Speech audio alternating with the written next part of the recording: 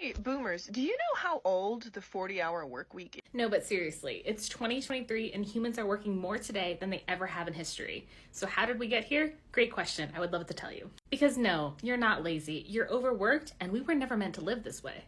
For 95% of human history, up until about the 1600s, humans worked on average 4 to 6 hours a day for maybe 42% to 50% of the days of the year.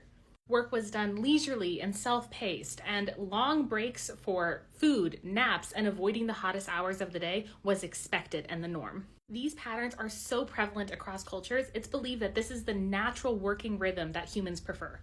What changed? How did we go from working a few hours a day, less than half of the days of the year, to this? Well, a few things. It was a series of changes made by capitalists for capitalists to slowly push the tolerance of workers to get us where we are. Starting with clocks. Gone were the days of showing up to work when you were ready. Instead, you were expected to be there at a set time. Now, at first, workers didn't comply to this, so the capitalists worked hand in hand with the government to make being late to work a punishable crime. So after that forced compliance took hold, the boundaries were pushed a little further. Standardized and significantly reduced break times, less and less holidays, and instead of having a few weeks off multiple times a year, most employees now maybe got a vacation right around Christmas. The traditional public school model that we were all raised in was literally designed to create obedient workers who wouldn't question how much freedom they have. It only took a few generations for humans to going from working as needed to working long hours with short breaks most of the year.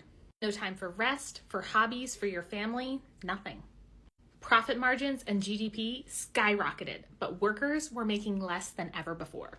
This trend of a few capitalists at the top working hand in hand with the government to slowly milk as much labor out of the population as possible while cutting costs as much as possible just compounded year after year.